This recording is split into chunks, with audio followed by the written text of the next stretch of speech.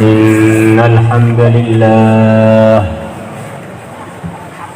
نحمده ونستعينه ونستغفره ونؤمن به ونتوكل عليه ونعوذ بالله من شرور أنفسنا ومن سيئات أعمالنا من يهده الله فلا مضل له ومن يضلله فلا هادي له أشهد أن لا إله إلا الله وحده لا شريك له لا ند له وأشهد أن سيدنا ومولانا محمدا عبده ورسوله لا نبي بعده اللهم صل وسلم على سيدنا محمد وعلى آله وأزواجه وذرياته وصحابه والتابعين والناصرين لدينه بالقول والفعل والتضحية إلى يوم الدين أما بعد فقد قال في كتابه الكريم قل إن كنتم تحبون الله فاتبعوني يحببكم الله ويغفر لكم ذنوبكم والله غفور رحيم قل أطيعوا الله والرسول فإن تولوا فإن الله لا يحب الكافرين وقال النبي صلى الله عليه وسلم لعلي رضي الله عنه لأن يهدي الله بك رجلا واحدا خير لك من حمر النعم أو كما جاء في الحديث. Hadirin yang kami muliakan, teman-teman semua, kita bersyukur kepada Allah yang telah menjadikan kita bagian dari orang yang beriman, dari orang-orang yang Islam. Anugerah yang begitu besar. Imannya orang yang beriman di dunia ini merupakan nyawanya dunia ini.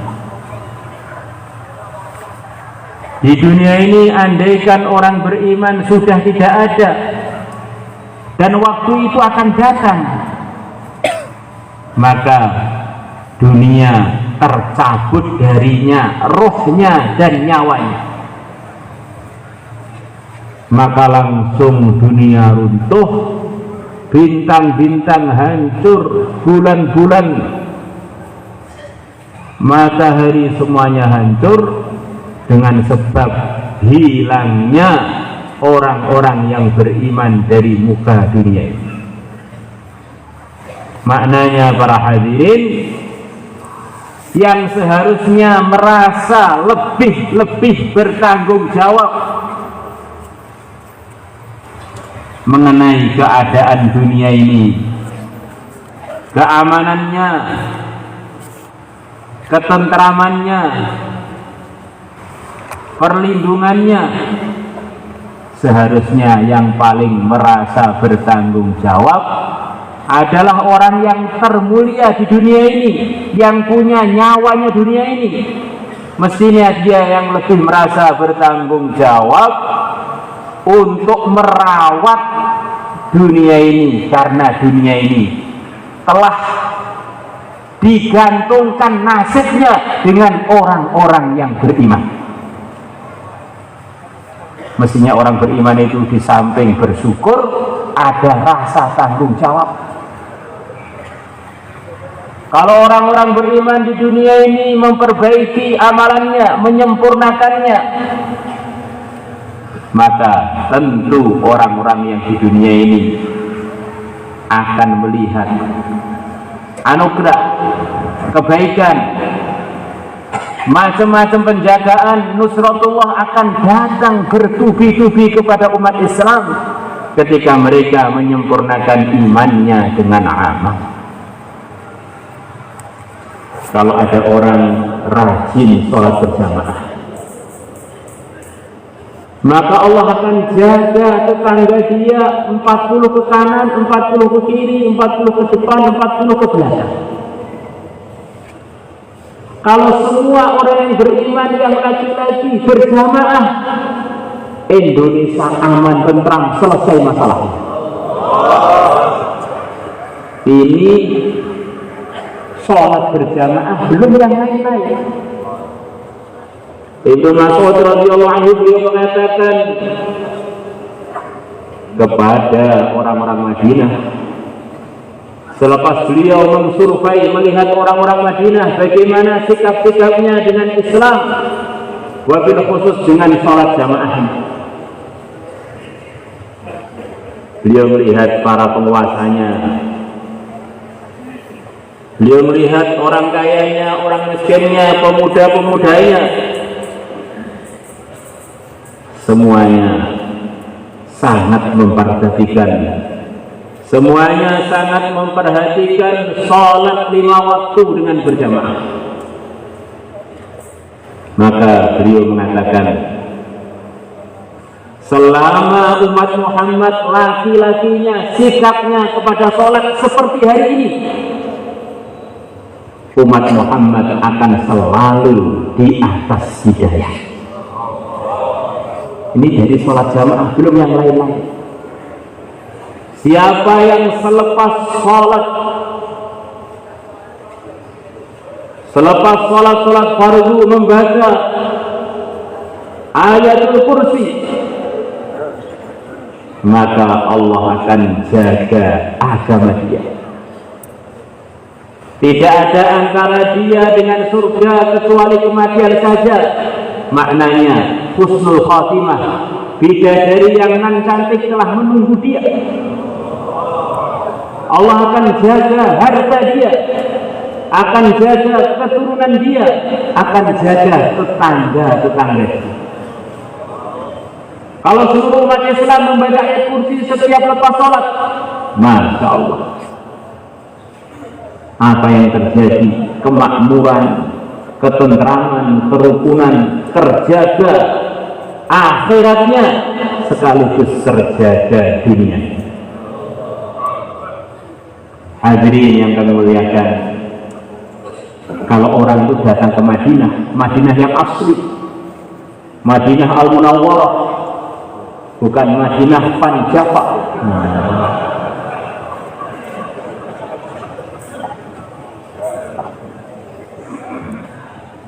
Kalau malam dia masuk di Madinah, dia akan mendengar seperti suara-suara tawon dari rumah-rumah yang di Madinah. Itulah hiasannya kampung Madinah. Rumah-rumahnya ada dengungan-dengungan bacaan Quran. Suatu hari yang mulia Nabi besar Muhammad SAW didatangi oleh seorang sahabat yang melaporkan temannya, "Ya Rasulullah, saya ini punya teman. Yang teman saya tadi banyak melakukan pelanggaran." Maka Nabi bertanya, "Bagaimana sikap teman kamu dengan bacaan Quran?" Maka yang laporan tadi mengatakan, teman saya rajin baca Quran. Maka yang mulia Nabi besar Muhammad SAW bersabda kurang lebihnya, bacaan Quran teman kamu suatu saat akan menghentikan dia dari pelanggaran-pelanggaran yang barusan kamu lakukan. Maka tidak berapa lama, akhirnya Allah tolong orang yang dilaporkan tadi untuk balik dalam hidayah, dalam kelurusan. Akhirnya dia kembali pada ridhonya Allah. Kalau rumah-rumahnya umat Islam seluruh Indonesia ada rutinan baca Quran, maka keluhan-keluhan kenakalan remaja dan kenakalan orang tua berhenti suatu saat. Orang sekarang banyak protes, banyak demo, banyak ngolok-ngolok orang sampai nggak sempat baca Quran. Coba itu diganti komentar-komentar itu dengan baca Quran, natamkan Quran, suasana baca Quran. Masya Allah, muncul kebaikan, berhenti kemungkaran-kemungkaran. Di dalam hadis-hadis ada kata-kata yang sama. Dari yang mulia Nabi besar Muhammad sallallahu alaihi wasallam, beliau bersabda, "Man nama 'an sihhi falyaqdihi ba'da istiqamah," takriban begitu. Atau kama ja'a hadis. Siapa kalau malamnya ketiduran dari rutinan dia baca Quran, nanti kalau dia sudah bangun, besoknya supaya dia mengqadha. Kata para ulama, berarti sahabat itu secara umum punya amalan namanya wirid baca Quran sampai khatam. Bukan hanya baca Quran, punya rutinan baca Quran sekemampuannya masing-masing, mulai dari surat Al-Fatihah sampai surat An-Nas. Siapa yang baca Al-Quran 30 juz, kemudian dia doa, Allah akan kabulkan doa-doanya.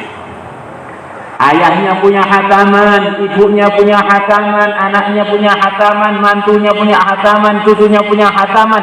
Berapa kesempatan untuk menjebol langit para hadirin.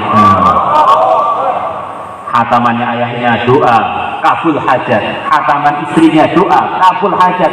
Hataman cucunya doa, kabul hajat. Kalau seluruh rumah-rumah setiap penghuninya, dari mayoritas penghuni Indonesia ini berbuat begitu, itu banjir hidayah para hadirin. Banjir hidayah, banjir duit, omah nagrong-nagrong tanpa yos. Jebar-jebur mangan nganggur sampai kelemon bukan kolesterol. Agama itu tambah diamalkan, tambah mendatangkan macam-macam anugerah. Siapa yang puasa selepas Ramadan 3 hari setiap bulan, yudhibu wahara sadri, puasa sunnah 3 hari setiap bulan akan menghilangkan penyakit-penyakit hati. Bergerak sudah, makom sudah, taklim sudah, mondok sudah, hatinya belum benar, kokian mangan kurang puasa. Maka perlu ada gerakan puasa sunnah di samping kita mudzakirah iman yakin untuk perbaikan hati. Diantaranya adalah dengan puasa sunnah minimal setiap bulan 3 hari. Semuanya niat.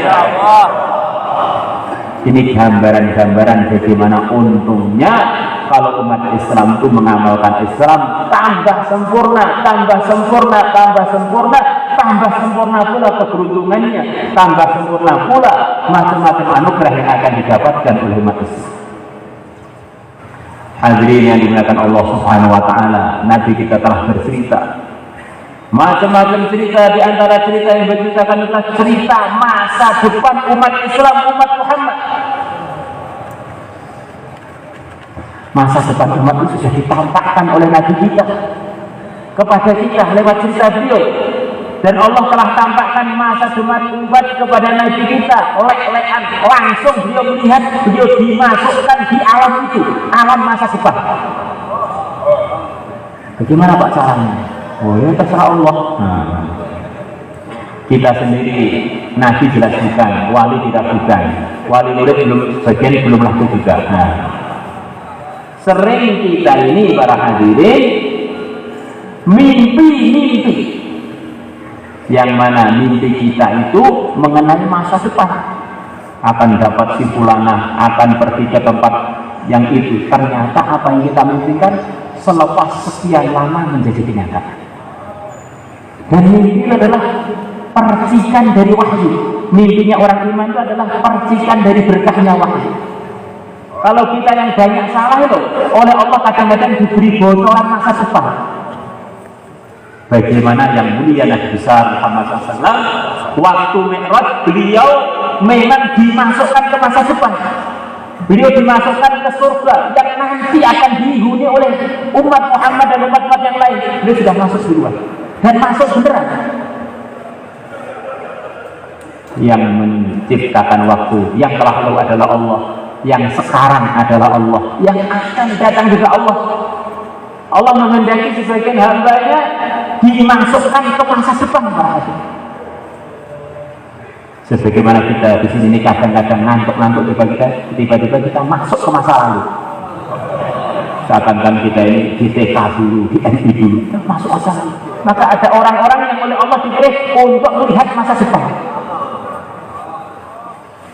Nabi kita sedang duduk di mahsyar dengan malaikat Jibril. Mahsyar dunia kiamat belum. Beliau mengatakan, saya melihat para anbiya sebagian datang dengan 10 dari umatnya, sebagian datang dengan 3 dari umatnya, sebagian datang dengan 2 dari umatnya, sebagian datang dengan 1 dari umatnya, sebagian datang hanya sendirian untuk masuk surga sendiri. Ini ditambahkan oleh Allah kepada Nabi leleh. Kemudian Allah tampakkan umat yang begitu banyak. Maka aku bilang kepada Jibril, umatku, bukan ya Rasulullah, itu bukan umat engkau, itu umatnya Nabi Musa. Maka kata para ulama, umat Islam terbanyak selepas umat Muhammad adalah umatnya Nabi Musa alaihissalam.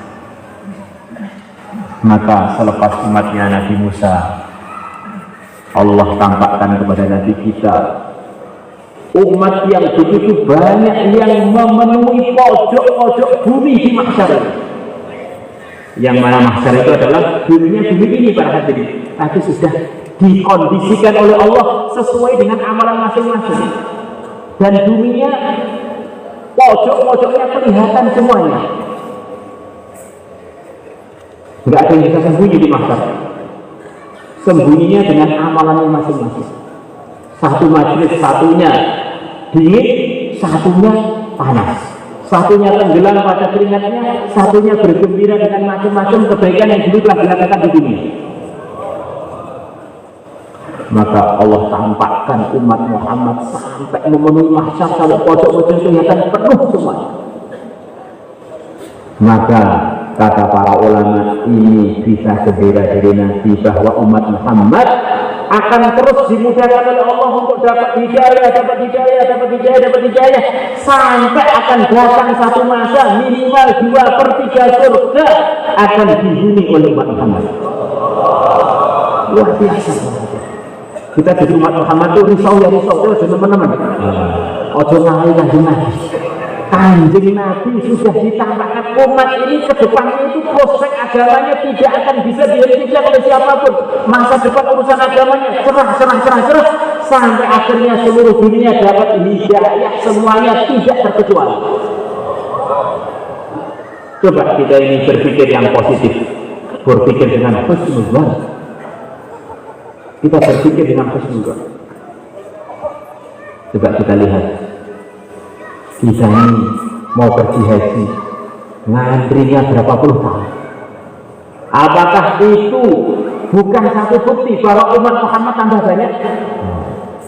Kita umroh di bulan manapun berjubel, ngantri sampai di sana, mau ke Raudhah berjubel, masuk berjam-jam, bahkan 1 minggu di Madinah kadang-kadang belum bisa masuk Raudhah.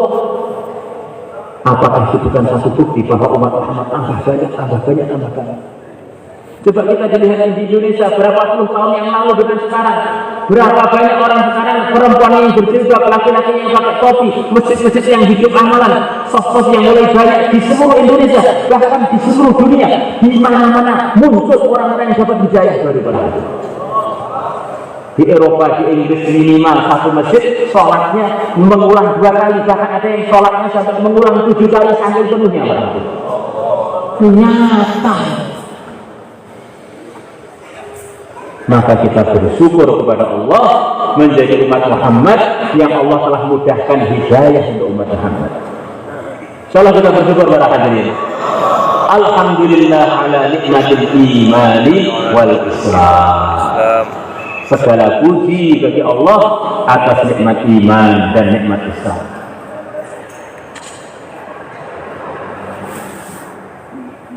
Hadirin yang dimuliakan Allah Subhanahu wa taala, nanti kita cerita bahwa umat akhir zaman itu banyak ujian. Akan ada pertempuran-pertempuran, pembunuhan-pembunuhan, al-haraju wal maraju. Akan ada pertempuran terhebat sepanjang sejarahnya manusia, al-marhamah kubra. Akan datang ujian yang bernama Dajjal, akan datang. Akan ada ujian yang datang bernama Ya'juj Ma'juj. Akan ada pimpinan umat yang menyatukan seluruh umat, namanya Muhammad ibn Abdullah al-Mahdi al-Muntadhar. Masya Allah. Akan turun Nabi Isa, turun dari langit untuk menegakkan yang hak dan menghancurkan seluruh yang batil tuntas tanpa sisa. Kalau orang itu hebat, ujian-ujiannya adalah yang berat-berat. Kalau anak kecil, ujian angkat beban setengah kilo sudah cukup untuk anak kecil. Tapi kalau orangnya itu memang jagoan, ujiannya ngangkat 500 kilo. Maka berarti umat Islam akhir zaman ini akan muncul wali-wali besar yang kuat untuk diuji dengan ujian-ujian besar. Maka daftar untuk jadi wali terbuka lebar di zaman akhir. Yang penting jangan merasa jadi wali. Daftar jadi wali. Tapi kalau merasa jadi wali repot nanti pada hari ini. Daftar jadi wali. Soalnya kita semuanya niat orang. Itulah harapannya Syekh Ahmad Al-Faruqi rahimahullah. Pertolongan-pertolongan besar saya analisa sering terjadi di umat manusia ini selepas 1000 tahun wafatnya nabinya. Maka justru umat Muhammad selepas 1000 tahun wafatnya yang mulia Nabi besar Muhammad SAW, 1000-an tahun harapan akan datang pertolongan besar. Selepas wafatnya Nabi Adam, Allah utus Nabi Nuh selepas 1000 tahun wafatnya Nabi Adam. Selepas wafatnya Nabi Nuh 1000 tahun, Allah bangkitkan, Allah utus Nabi Ibrahim. Selepas wafatnya Nabi Ibrahim 1000 tahun, Allah utus Nabi Musa. Selepas wafatnya Nabi Musa 1000 tahun, Allah utus Nabi Isa. Karena Nabi Isa tidak wafat, maka Allah 600-an tahun selepas Nabi Isa, Allah utus Sayyidul Anbiya yang mulia Nabi besar Muhammad sallallahu alaihi wasallam. Maka kurang lebih 1000 tahunan, kurang sedikit atau lebih sedikit selepas sabdanya Nabi, akan datang satu masa Allah akan bukakan, Allah akan serahkan ibu kota Romawi Timur kepada umat Islam. Waktu itu pimpinan yang terbaik adalah dia, pimpinannya umat Islam, dan pasukan yang terbaik adalah pasukan dia.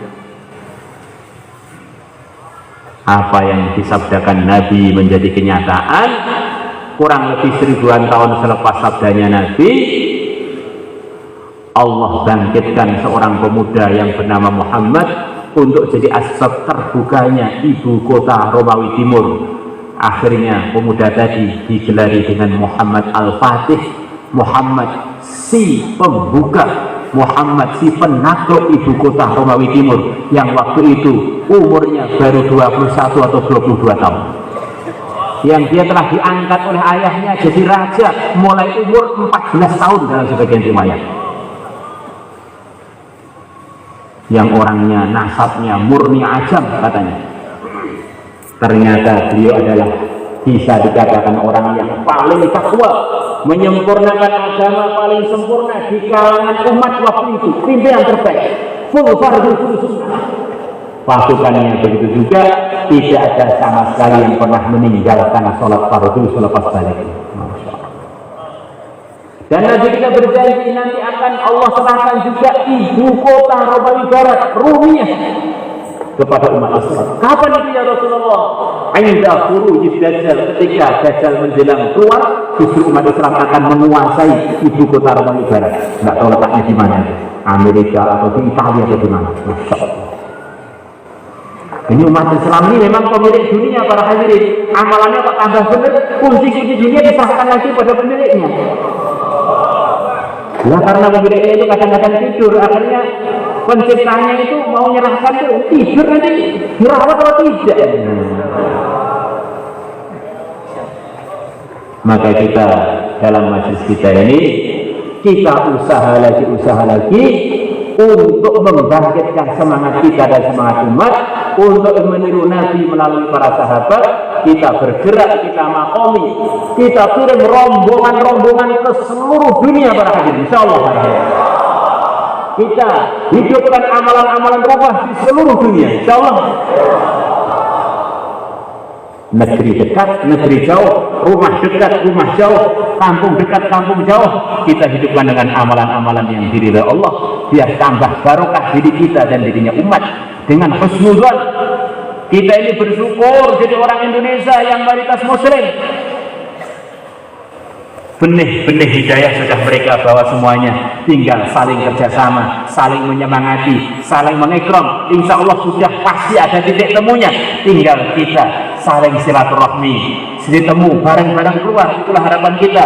Belum mau ya bareng-bareng taklim, belum mau bareng-bareng di masjid, belum mau bareng-bareng khidmat, belum mau bareng-bareng titik temu dengan orang beriman. Orang beriman tidak ada yang nggak barokai dunia ini para hadirin. Sekecil-kecilnya keramatnya orang yang beriman dengan sebab dia dunia gagal kiamat. Maknanya orang beriman itu nggak ada yang nggak barokai kita.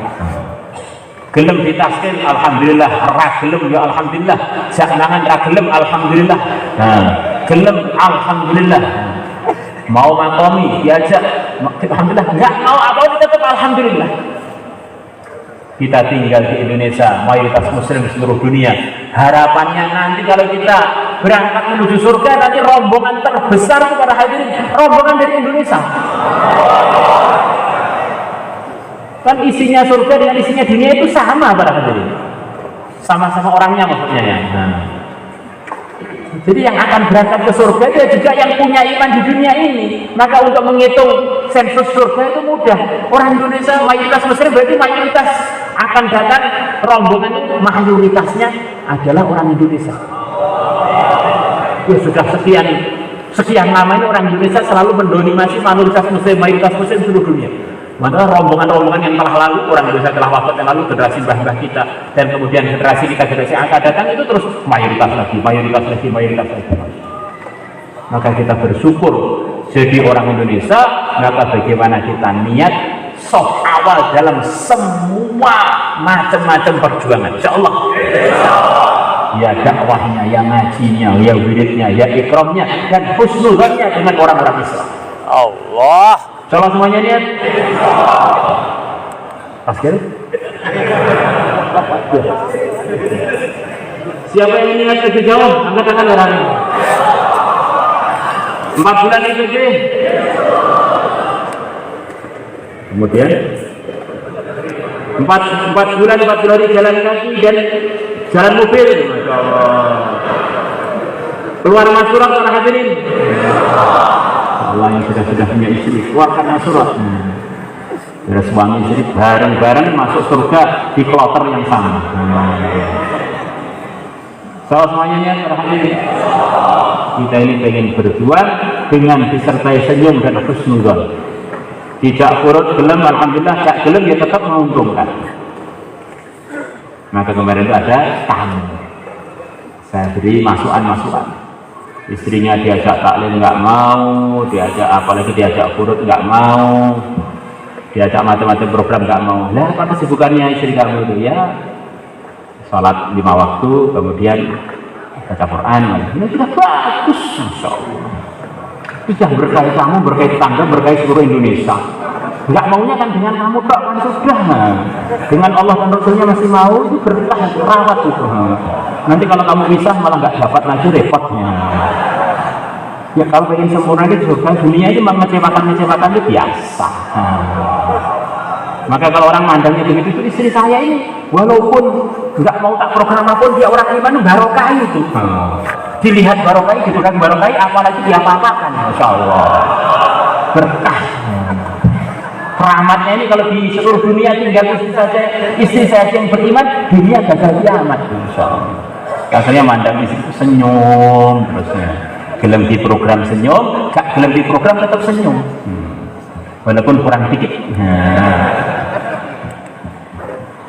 Maka insya Allah teman-teman semua, mulai malam ini insya Allah setiap malam Selasa kita usaha ketemu di sini sesuai dengan yang dimusyawarahkan untuk terus buat program-program. Kemudian nanti akan dimusyawarahkan, digodok kapan kita akan memulai program-program dengan lebih semangat dan lebih aktif lagi, disertai dengan senyum dan husnuzon. Salam semuanya niat.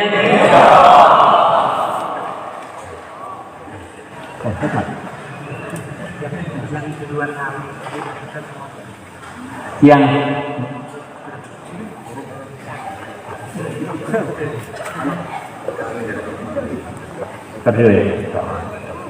ya, marhaban Pak Yusuf Bakir, insyaallah.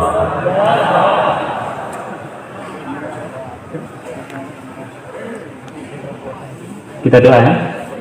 Kita doa, lepas itu kita perlu musyawarah, lepas itu program-program khidmat.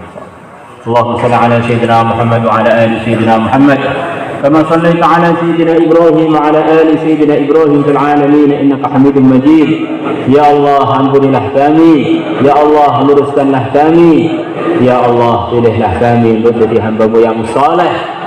Saleh untuk diri kami, untuk keluarga kami, untuk negeri kami, untuk anak cucu kami, dan kesolehan kami untuk umat Islam seluruh dunia. Ya Allah, ya Allah, jadikanlah kami ya Allah asbab kesolehan untuk diri kami dan umat Islam seluruh dunia. Ya Allah, innaka ala ma tasya'u qadir wa bil ijabati jadir. Ya Allah, kebaikan-kebaikan yang Kau berikan kepada hamba-Mu yang saleh ya Allah, kepada sesepuh-sesepuh kami yang mereka dalam hidayah dan dalam asbidayah ya Allah. Ya Allah, kepada hamba-hamba-Mu yang Engkau pilih mereka untuk menyebarkan kebaikan ya Allah, anugerah-anugerah itu berikanlah kepada kami ya Allah, kepada keluarga kami ya Allah, akhirat dan dunia kami ya Allah, teman-teman seperjuangan kami ya Allah, wabil khusus 12 bulan ini ya Allah, wabil khusus yang hadir di majlis ini ya Allah. Berkailah semuanya ya Allah, mudahkanlah urusan semuanya ya Allah, dan berkailah tempat ini ya Allah, jadi asbab datangnya ridha-Mu, bergembiranya yang mulia Nabi besar Muhammad SAW, karena melihat umatnya pengen menggembirakan beliau, pengen meneruskan perjuangan beliau, pengen mempraktekkan nasihat-nasihat beliau. Ya Allah, ampunilah segala kekurangan kami. Ya Allah, ampunilah segala kelemahan kami. Ya Allah, ampunilah segala kelemahan kami ya Allah. Ya Allah, ya Allah, ya Allah, ya Allah, ya Allah, keburukan-keburukan yang Kau jauhkan dari hamba-Mu yang saleh ya Allah, jauhkanlah dari kami semuanya. Jauhkanlah dari 12 ini ya Allah, jauhkanlah dari semua ahbab ya Allah, seluruh Indonesia, seluruh dunia ya Allah, dan jauhkanlah dari tempat ini, kampung ini, pesantren ini ya Allah, dan dari umat Islam di mana saja mereka berada. Innaka ala ma tasya'u qadir wa bil ijabati jadir. Ya Allah, dengan berkahnya seluruh wali, ya Allah, dengan berkahnya seluruh kiai, ya Allah, dengan berkahnya ahlul bait, ya Allah, dengan berkahnya seluruh nabi, seluruh rasul, ya Allah, dengan berkahnya yang mulia Nabi besar Muhammad SAW. Ya Allah, kabulkanlah hajat-hajat kami tadi ya Allah, doa-doa kami tadi ya Allah, harapan-harapan kami tadi ya Allah. Murni anugerah-Mu tanpa ada ujian, tanpa rintangan. Murni anugerah-Mu tanpa ada ujian, tanpa rintangan. Wa sallallahu ala sayyidina Muhammadin nabil ummi wa ala alihi wa sahbihi wa baraka sallam. Alhamdulillahi rabbil alamin. Al-Fatihah. Alhamdulillahirabbil alamin. Arrahmanirrahim. Iyyaka na'budu wa iyyaka nasta'in.